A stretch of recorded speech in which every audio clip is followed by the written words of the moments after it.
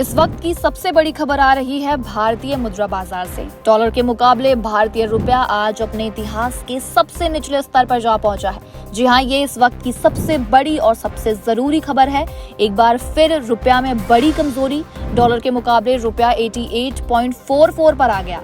शुरुआती कारोबार में भारी दबाव के बाद भारतीय रुपया 88.44 के रिकॉर्ड लो पर बंद हुआ।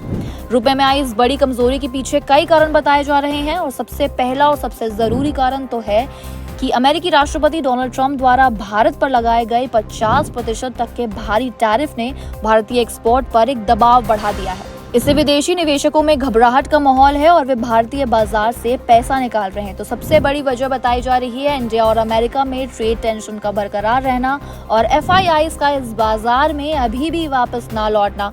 ये दो कारण सबसे जरूरी बताए जा रहे हैं कि क्यों आज रुपया में सबसे बड़ी गिरावट देखने को मिली है। हालांकि पिछले कुछ दिनों में हल्की खरीदारी तो थी, लेकिन एक कंसिस्टेंट बाइंग जो है FIIs की तरफ से वो अभी भी नहीं दिख रहा है। इसके अलावा एक कारण ये भी है कि अमेरिकी डॉलर इंडेक्स में लगातार तेजी बनी हुई है, जिससे दुनिया की बाकी करेंसीज की तरह रुपया भी कमजोर हो रहा है। तो ये इस वक्त की एक बहुत बड़ी खबर है। आपको बता दें, रुपया कमजोर होने से जो कच्चा तेल है और जो दूसरे इंपोर्टेड सामान होते हैं वो महंगे हो जाते हैं, जिससे देश में जो महंगाई है उसके बढ़ने के चांसेस भी बढ़ जाते हैं। और ध्यान देने वाली बात यह है कि पिछले 12 महीनों में रुपया में 5.4% की गिरावट देखने को मिली है और लास्ट सितंबर की बात करें तो ये 83 के आसपास था, जो अब 88 तक जा पहुंचा है। तेल और इंपोर्ट का भी असर रुपया पर देखने को मिला है। क्रूड ऑयल की ऊंची कीमतें और इंपोर्ट बिल बढ़ने से करेंसी पर एक तरह का दबाव आया है।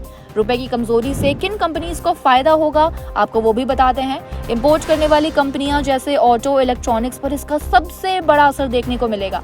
जो कंपनीज ऑटो और इलेक्ट्रॉनिक्स से जुड़ी हैं उनमें सबसे बड़ा असर देखने को मिलेगा, जबकि IT और फार्मा जैसे एक्सपोर्ट ओरिएंटेड कंपनी को इससे काफी ज्यादा फायदा हो सकता है।